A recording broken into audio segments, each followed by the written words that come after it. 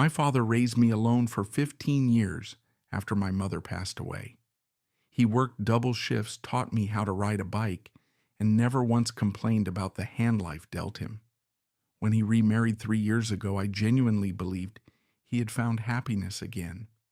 But when the doctors told him he had less than a year to live, everything changed. The woman I thought would comfort him in his final days revealed a side I never expected to see. Before I continue with what happened next, let me know in the comments where you are watching from today. If stories about family betrayal and justice resonate with you, hit that like button and subscribe to this channel. What I am about to share taught me more about human nature than anything else in my life. My mother, Margaret, was the kind of woman who made everyone around her feel loved. I still remember the smell of her apple pie on Sunday mornings, the way she would read to me every night before bed, and how her laughter could fill our entire house. She had this gentle way of speaking that made you feel like everything would be okay, no matter how bad things seemed. When I was 14 years old, a drunk driver ran a red light and took her from us. I remember my father getting the phone call at work. I remember the way his face crumbled. I remember the funeral where he stood like a statue holding my hand so tight I thought my fingers would break. For weeks after he barely spoke, he would sit in her favorite chair and stare at the wall for hours. But Harold, my father, was not the type of man to stay down. He pulled himself together for my sake. He learned to cook her recipes. He took over reading to me at night, even though his voice would sometimes crack on the words. For 15 years, it was just the two of us against the world. He never dated, never even looked at another woman. When I asked him about it once, he simply said that he had already found his one true love and some things cannot be replaced. My father built a successful construction company from nothing. He started with a single truck and a dream, and over 2 decades he grew it into a business with 40 employees and contracts across the entire state of Oregon. He also invested wisely in real estate, purchasing rental properties that provided steady income. By the time I graduated from college and moved to Seattle for my software engineering career, my father was comfortable. Not wealthy by celebrity standards, but well off enough that he never had to worry about money again. 3 years before everything fell apart, my father attended a charity gala that his company was sponsoring. That is where he met Diane. I remember the first time he mentioned her name. We were on our weekly Sunday phone call, and his voice had a lightness I had not heard in years. He described her as elegant, well-spoken, and passionate about helping others. She told him she had been through her own hardships. Her previous husband had abandoned her, and her daughter leaving them with nothing. She had rebuilt her life through hard work and determination. 6 months into their relationship, my father invited me to Portland for dinner so I could meet her. Diane was charming that evening. She wore a modest navy dress, asked thoughtful questions about my work, and praised my father constantly. She told me how lucky she felt to have found such a wonderful man after so many years of loneliness. I wanted to believe her. My father deserved happiness after everything he had been through. But something happened that night that planted the first seed of doubt in my mind. After dinner, I stepped outside to take a work call. Through the kitchen window, I could see Diane and my father talking. He had stepped away to use the restroom, and Diane was looking through some papers on the counter. They were property tax documents for one of his rental houses. She was studying them with an intensity that seemed strange for casual curiosity. When my father returned, she quickly put them down and smiled as if nothing had happened. I mentioned this to my Uncle Frank the following week. Frank is my father's younger brother, a retired lawyer who has always been protective of our family. He listened carefully, then told me something I have never forgotten. There are 2 types of people in this world, Alvin. Those who love people and use money, and those who love money and use people. Time will show you which type Diane is. Watch carefully, but do not accuse without evidence. Your father is happy and he deserves to be happy. Just keep your eyes open. I decided to do exactly that. I would watch, but I would not say anything to my father unless I had something concrete. I did not want to ruin his joy based on a gut feeling that might be wrong. My father and Diane married in a small ceremony the following spring. Only about 30 people attended, mostly family and close friends, who had known my father for decades. I served as his best man, and I gave a toast about how much he deserved love and companionship after so many years alone. Diane cried during my speech. Looking back now, I wonder if those tears were real or just part of her performance. After the wedding, things began to change in subtle ways. Diane's daughter Carla moved into my father's house. Carla was 24 years old, but had never held a steady job. She spent most of her time shopping online, and I noticed that the packages arriving at the house were charged to my father's credit card. When I mentioned this to him, he waved it off, saying that Diane had asked him to help Carla get back on her feet. More troubling was what happened to my mother's belongings. My father had kept certain things in the house as memorials to her. Their wedding photo hung in the living room. Her favorite quilt was draped over the back of the couch. A small collection of her books sat on a shelf in the study. One by one, these items began to disappear. During a visit 3 months after the wedding, I noticed the wedding photo was gone. I found it in a box in the basement, shoved behind old paint cans. When I asked my father about it, he seemed confused. He said Diane had suggested redecorating, and he had not realized the photo had been moved so far out of sight. He promised to bring it back up, but the next time I visited, it was still in the basement. 18 months after the wedding, my father went for a routine checkup. He had been feeling tired lately, losing weight without trying, and experiencing occasional stomach pain. He assumed it was just age catching up with him. The doctors ran tests, then more tests, then called him in for a serious conversation. Dr. Patterson delivered the news that would change everything. My father had pancreatic cancer stage 3. The tumor had spread to nearby lymph nodes. Treatment might buy him time, but a cure was unlikely. The prognosis was 6 months to a year. My father called me that evening. His voice was calm, almost too calm the way people sound when they are in shock but trying to hold themselves together. He told me the diagnosis, told me not to worry, told me he had lived a good life and had no regrets. I hung up the phone, got in my car, and drove 4 hours through the night to be with him.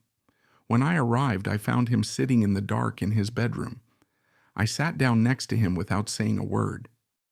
We stayed like that for a long time, father and son facing the unfaceable. Then he hugged me, and for the first time since my mother's funeral, I felt him tremble. Diane's reaction to the news was peculiar. When my father told her, she gasped and covered her mouth. She said all the right things. She talked about fighting the disease together, about being strong, about never giving up hope. But I was watching her eyes and they were dry. She made crying sounds, but no tears fell. That night, I could not sleep. Around 2 a.m, I went downstairs for water. As I passed the guest room where Carla was staying, I heard Diane's voice through the door. She was on the phone with someone. "It is happening faster than I expected," she said. Her tone was cold businesslike, completely different from how she spoke around my father. "We need to start preparing everything now. I want to be ready when the time comes." I stood frozen in the hallway, my heart pounding. I wanted to burst through that door and demand to know what she meant, but I forced myself to walk away. I needed to be smart about this. I needed to protect my father without causing him more pain in his final months. Over the following weeks, Diane's true nature became impossible to ignore. When visitors came, she performed the role of devoted wife flawlessly. She would hold my father's hand, adjust his pillows, speak in soft, concerned tones. But when she thought no one was watching, she was a different person entirely. I requested permission from my company to work remotely so I could spend more time with my father. This allowed me to observe things I never would have seen otherwise. Diane refused to help my father take his medication, saying that was the job of the nurse she had hired. She rarely entered his room, claiming it was too painful for her to see him suffering. Meanwhile, she met with lawyers multiple times, always describing these meetings as paperwork preparation, without elaborating. Carla grew bolder in her comments. One afternoon, thinking I was not home, she told her mother that she could not wait to finally live the life we deserve once this whole thing is over. She was talking about my father's death as if it were an inconvenience standing between her and a shopping spree. I confronted Diane about her behavior. I told her that my father needed his wife by his side, not a stranger who avoided his room. Her response shocked me with its honesty. "You have no right to interfere in my marriage," she said, her voice dropping to a near whisper. "I am your father's legal wife. When he passes, I will be entitled to my share of everything he owns. You are just the son. The law is on my side, not yours. Remember that." She smiled after saying this, a cold smile that confirmed everything I suspected. But I said nothing more. I was waiting for the right moment, and it had not yet arrived. One evening, about 3 months before my father passed away, Diane left the house to attend some social function.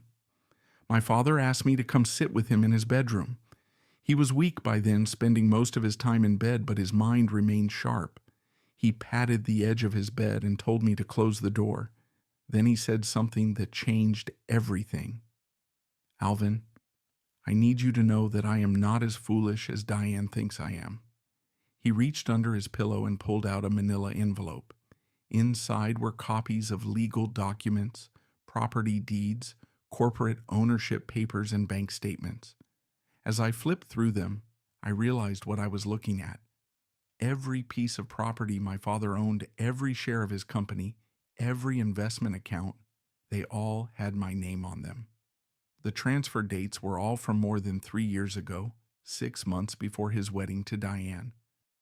My father explained that shortly after he started dating Diane, he had felt something was not quite right.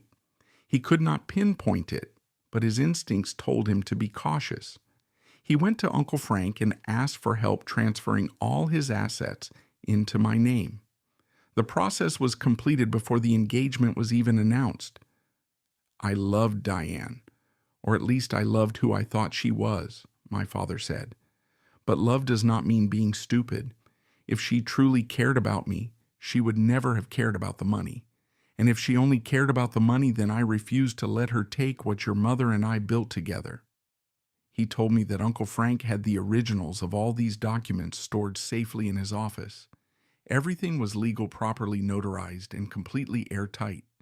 In the eyes of the law, I had owned everything for years. Diane had married a man who had nothing in his name. I asked my father why he had stayed with Diane after realizing her true nature. He smiled sadly and said that by the time he knew for certain, he was already sick.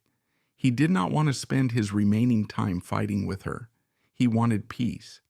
And he knew that after he was gone, I would handle everything appropriately. Then he took my hand and squeezed it with what little strength he had left. "I have one regret," he said. "I should have seen through her sooner. I should have protected you from having to deal with her coldness. But I promise you, son, she will not take anything from our family. You are my legacy, not her. Everything your mother and I worked for belongs to you." Those were some of the most meaningful words my father ever spoke to me. In that moment, despite the sadness of his illness, I felt closer to him than ever before. The final weeks of my father's life were bittersweet. I stayed by his side, constantly reading to him, sharing memories, sometimes just sitting in comfortable silence. We talked about my mother, about the early days of his business, about the fishing trips we used to take when I was a boy. He told me stories I had never heard before, filling in gaps in my understanding of who he was and where I came from. Diane was conspicuously absent during this time. She claimed she could not bear to watch him deteriorate. The nurse and I were the ones who cared for him, who made sure he was comfortable, who held his hand during the difficult nights. A week before the end, my father said something I will carry with me forever. Do not waste your energy being angry at Diane. She will face the consequences of her own greed without any help from you. Just live a good life. That is all I want for you. That is the only victory that matters. My father passed away on a Tuesday morning in early autumn. The leaves outside his window were just beginning to turn orange and gold. He went peacefully in his sleep with my hand holding his. The nurse called the time of death at 7:43 a.m. I sat with him for another hour, not ready to let go, not ready to accept that the man who had been my entire world for so long was truly gone. The funeral was held that Saturday. Diane played the grieving widow perfectly, dabbing at dry eyes with a handkerchief, accepting condolences with practiced grace. I watched her performance without comment. I knew what was coming, and I was prepared. Less than a week after we buried my father, Diane called what she described as a family meeting. She had hired a lawyer, a slick-looking man in an expensive suit, and she sat at the head of the dining room table as if she already owned the place. Her lawyer explained that, under Oregon law, a surviving spouse is entitled to a significant portion of the deceased's estate. Diane smiled and said she was willing to be reasonable. She would accept half of everything. The house would need to be sold, of course, and the proceeds divided. The same for the rental properties and the business. She slid a stack of papers across the table toward me. Just sign these and we can handle this quickly and quietly, she said. You will still get half. That is more than fair. Carla sat beside her mother, barely containing her excitement. They had clearly been planning this moment for months, maybe years. I looked at the documents without touching them. Then I pulled out my phone and sent a text message. Diane asked what I was doing. I told her I was inviting one more person to our family meeting. 15 minutes later, Uncle Frank walked through the front door carrying a leather briefcase. Diane's expression flickered with uncertainty for the first time. I stood up and looked directly at Diane.